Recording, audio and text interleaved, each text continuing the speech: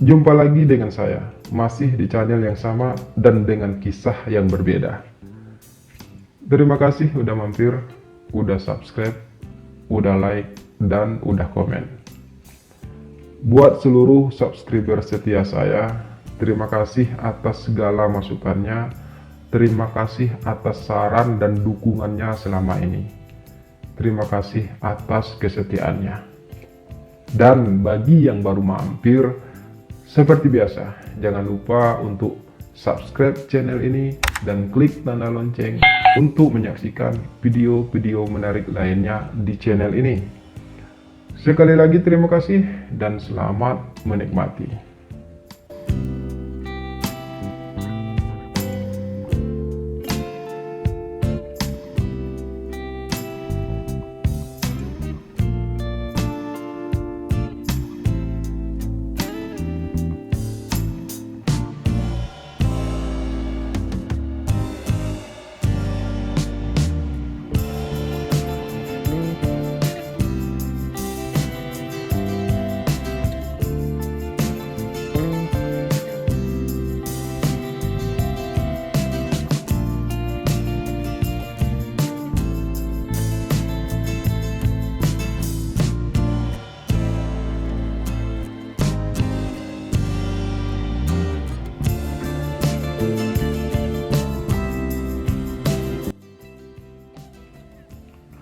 Namaku Puzzle, dan aku seorang mahasiswa saat ini. Perjalanan hidupku tidaklah terlalu baik. Dimulai dari kematian ayahku pada saat aku masih remaja. Sejak saat itu, kehidupanku selalu mengalami kepedihan dan kepahitan. Ibuku yang hanya seorang buruh cuci harus berjuang sendiri untuk membesarkan aku dan adik perempuanku. Karena itu juga, aku dan adikku harus sering menelan ludah pahit saat kami punya keinginan. Kami harus bisa memendam beberapa keinginan kami karena ibu selalu tidak punya cukup uang untuk membelikan kami sesuatu. Kami memang butuh biaya banyak. Selain untuk biaya makan, biaya sekolah kami juga untuk membayar kontrakan rumah. Saat SMA, aku pernah bekerja sambilan menjadi seorang buruh bangunan. Menjadi pengamen di jalanan, aku juga pernah. Dan bahkan aku juga pernah menjadi kernet angkutan kota. Berbagai pekerjaan kasar telah pernah aku jalani, hanya untuk membantu ibu mendapatkan uang. Hingga akhirnya, aku pun lulus dari SMA dengan hasil yang memuaskan. Sejak SD, aku memang selalu juara kelas. Karena itu juga, aku sering mendapatkan beasiswa. Dan bahkan, aku bisa kuliah sampai saat ini juga karena bantuan beasiswa dari pemerintah. Namun, untuk tetap membantu ibu membiayai hidup kami dan juga biaya sekolah adik perempuanku, aku juga harus tetap mencari pekerjaan. Nggak apa-apa kamu kerja, Zal, tapi jangan sampai mengganggu kuliah kamu. Begitu pesan ibu selalu padaku. Ibu juga semakin menua. Beliau juga sudah mulai sering sakit-sakitan. Sampai pada akhirnya, penyakit ibu semakin parah. Beliau ternyata menderita leukemia. Jalan satu-satunya adalah operasi sumsum tulang belakang yang biayanya bisa mencapai ratusan juta, bahkan hingga miliaran rupiah. Begitu jelas dokter padaku yang membuatku merasa terhenyak. Uang 1 miliar bukanlah uang yang sedikit. Aku bahkan belum pernah memegang uang walau hanya jutaan rupiah. Untuk sementara, ibumu harus dirawat secara intensif. Beliau juga tidak boleh bekerja terlalu berat. Lanjut dokter itu lagi. Dan itu artinya, sejak saat itu aku secara otomatis menjadi tulang punggung keluarga kami. Aku mulai memutar otak untuk mencari pekerjaan. Jika hanya mengandalkan pekerjaan serabutan, tentu saja hasilnya tidak seberapa. Jangankan untuk biaya operasi ibu, untuk makan aja masih sering kurang.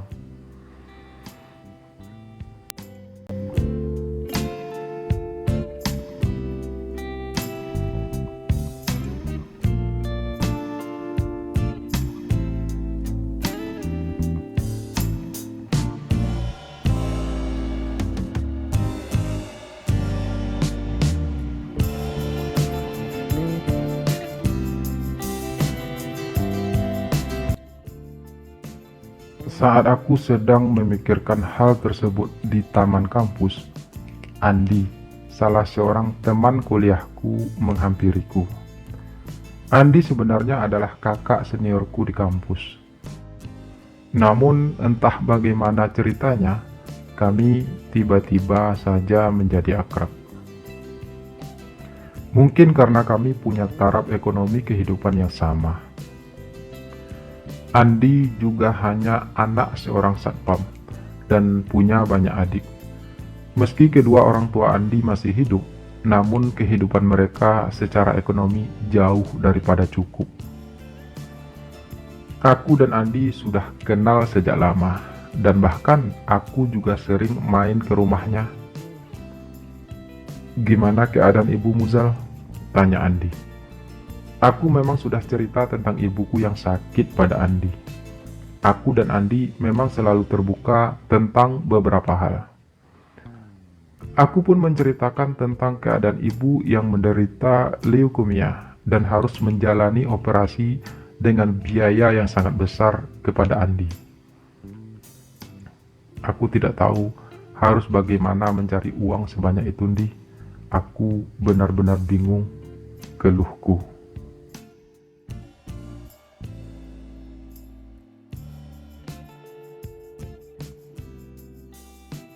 Keesokan harinya, Andi pun mengajakku untuk menemui seorang kenalannya. Namanya Om Danang. Begitu jelas Andi memulai. Aku mengenalnya melalui media sosial. Dulu dia pernah memintaku untuk mencari orang yang bisa bekerja bersamanya. Lanjut Andi. Saya sempat menawarkan diri untuk bekerja bersamanya, tapi Om Danang langsung menolakku. Katanya aku tidak memenuhi syarat dan kriteria yang ia cari. Cerita Andi lagi. Emang kriteria dan syaratnya seperti apa? Tanyaku penasaran. Saya juga kurang tahu. Namun yang pasti, saat aku mengirimkan foto kamu padanya, Om Danang langsung meminta saya untuk membawa kamu ke tempatnya. Jelas Andi. Jadi kamu udah mengirimkan foto saya tanpa seizin saya? Tanyaku sedikit protes. Maaf ya Zal, tapi saat kamu cerita kemarin bahwa kamu butuh uang yang banyak, saya langsung kepikiran tentang tawaran Om Danang. Lalu tanpa meminta izin dari kamu, saya pun menghubungi Om Danang. Dan ia meminta saya untuk mengirimkan foto kamu. Andi menjelaskan lagi. Kami menaiki sebuah angkot untuk menuju alamat rumah Om Danang yang Andi sebutkan tadi. Aku tidak tahu pekerjaan apa yang akan ditawarkan Om Danang padaku.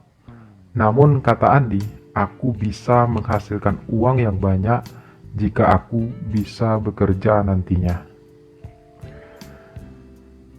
Setengah jam kemudian, kami pun sampai di depan sebuah rumah mewah yang dikelilingi pagar yang tinggi. Dengan perasaan berat dan ragu-ragu, kami pun mengikuti langkah kaki seorang penjaga rumah untuk menuju pintu depan rumah besar tersebut. "Selamat datang di rumah saya, kawan," sambut seorang pria paruh baya saat pintu rumah besar itu akhirnya terbuka. Pria itu pun menjabat tangan kami berdua, kemudian ia mempersilahkan kami masuk dan duduk di kursi ruang tamu rumahnya yang megah itu. "Saya Om Danang, dan kamu pasti puzzle kan?" ucapnya setengah bertanya, yang jelas ia tujukan padaku. Karena aku yakin kalau ia pasti sudah mengenal Andi. Terus terang, aku merasa sedikit geli melihat tingkah dan juga cara berbicara pria yang aku perkirakan sudah berumur 40 tahun itu. Ia bertingkah dan berbicara layaknya bak seorang perempuan. Tapi aku mencoba untuk tetap tersenyum ramah padanya. Apalagi mengingat aku sangat membutuhkan pekerjaan saat ini. "Iya Om," Andi yang menjawab. "Jadi gimana Om? Apa Fazal bisa bekerja bersama Om?" tanya Andi melanjutkan. Pria kemayu itu pun menatapku tajam. Kemudian ia tersenyum aneh. Aku merasa bergidik tiba-tiba. "Tentu saja bisa. Secara keseluruhan, ia sudah memenuhi kriteria yang saya cari," ucapnya kemudian. "Maaf Om, kalau boleh tahu pekerjaan apa yang akan saya lakukan nantinya?" tanyaku dengan suara ragu. Pekerjaannya gampang kok, tapi yang penting uangnya say," balas Om Danang dengan nada manja yang membuatku semakin merasa geli. "Andi udah cerita kalau kamu butuh uang yang sangat banyak, dan di sini adalah cara tepat menghasilkan uang yang banyak dalam waktu yang singkat. Bahkan kamu bisa menghasilkan uang puluhan juta hanya dalam satu malam," jelas Om Danang lagi. Kali ini suaranya sedikit serius. "Saya jamin kamu tidak akan menyesal," lanjutnya. Setelah berkata demikian, Om Danang pun mengajak kami berdua untuk masuk lebih dalam ke rumahnya. Ternyata di ruang bagian tengah rumah tersebut ada beberapa orang laki-laki muda dengan wajah yang tampan dan juga bertubuh sangat kekar. "Ini adalah rekan-rekan kerja kamu nantinya," ucap Om Danang, mulai memperkenalkan kami satu persatu. Setidaknya ada sekitar 6 orang pria maco yang Om Danang perkenalkan pada kami waktu itu. "Di luar masih ada beberapa orang lagi," ucapnya lagi. "Nanti kamu pasti akan ketemu sama mereka," lanjutnya. Selanjutnya, Om Danang kembali mengajak kami ke ruang tamu tadi. Setelah berbincang sebentar, aku dan Andi pun pamit. "Jangan lupa besok pagi kamu datang ya," ucap Om Danang padaku mengantar kepulangan kami.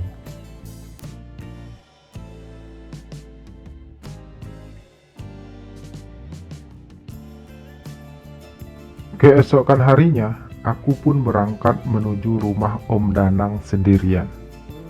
Sesampai di sana, Om Danang menyambutku dengan senyum khasnya. Setelah perbincangan basa-basi, Om Danang pun menjelaskan pekerjaan yang harus aku lakukan.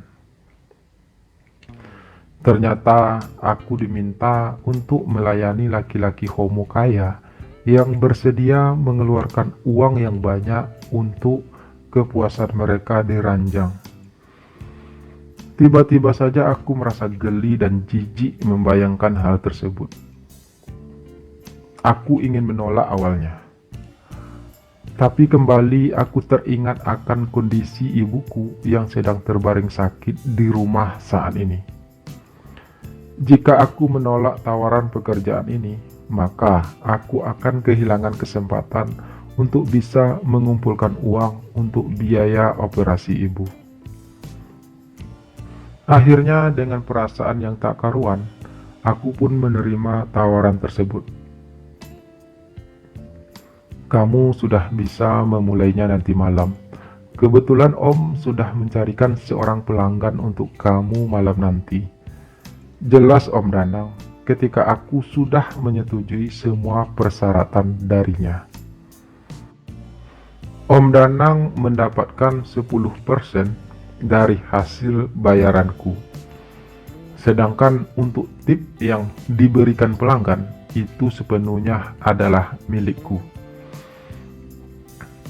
Jika servis kamu bagus dan memuaskan, biasanya para pelanggan akan memberi tip yang banyak, bahkan bisa puluhan juta. Jelas Om Danang lagi. Sejujurnya, aku berat menerima pekerjaan ini. Tapi, ini semua aku lakukan hanya untuk membiayai operasi ibuku nantinya. Semoga saja aku bisa mengumpulkan uang dengan cepat sehingga aku tidak perlu terlalu lama harus bekerja seperti ini.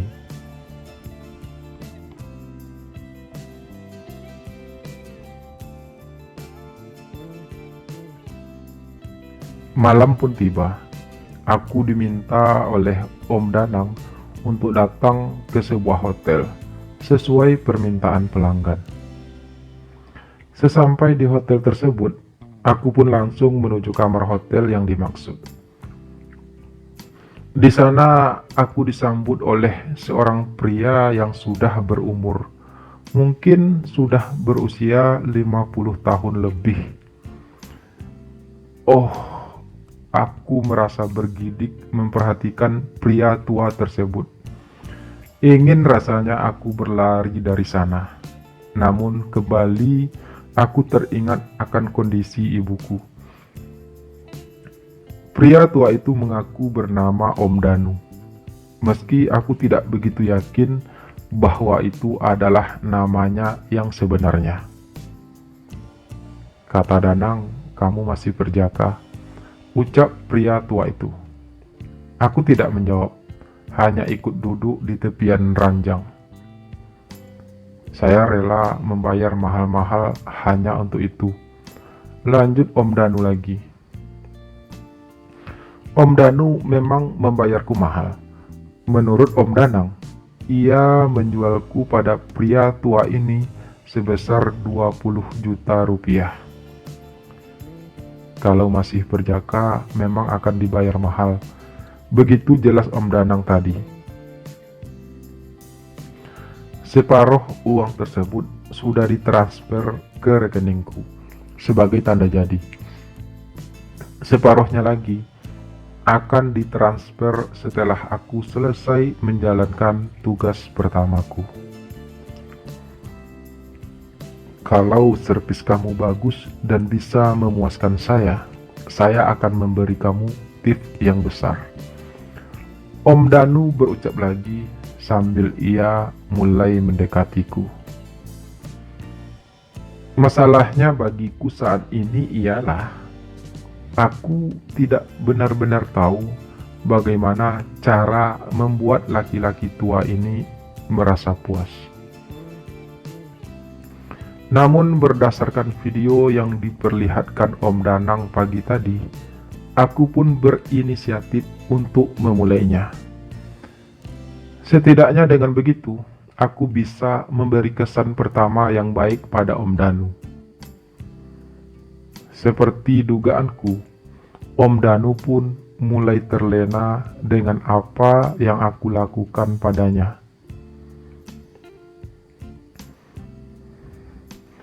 Dan malam itu, aku pun berhasil mendapatkan tip 10 juta rupiah dari Om Danu. Tentu saja itu di luar bayaranku. Ternyata pengorbananku tidak sia-sia. Meski aku harus berusaha keras menahan rasa geli dan rasa jijikku. Tapi setidaknya semua itu bisa terbayarkan.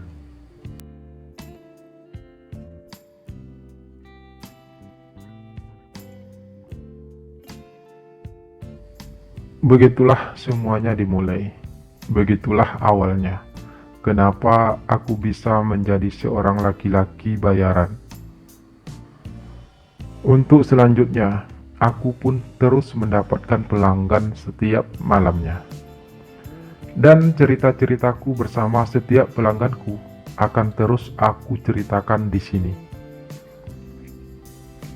Jangan lupa untuk bergabung dan berlangganan dengan channel ini untuk mendapatkan video eksklusif khusus untuk pelanggan dan juga nomor WhatsApp admin untuk dapat berkomunikasi secara langsung. Silahkan klik tombol gabung atau bisa klik link di deskripsi video ini untuk berlangganan. Terima kasih. Dan sampai jumpa lagi pada episode berikutnya yang tentunya jauh lebih hot. Salam sayang untuk kalian semua. Mwah.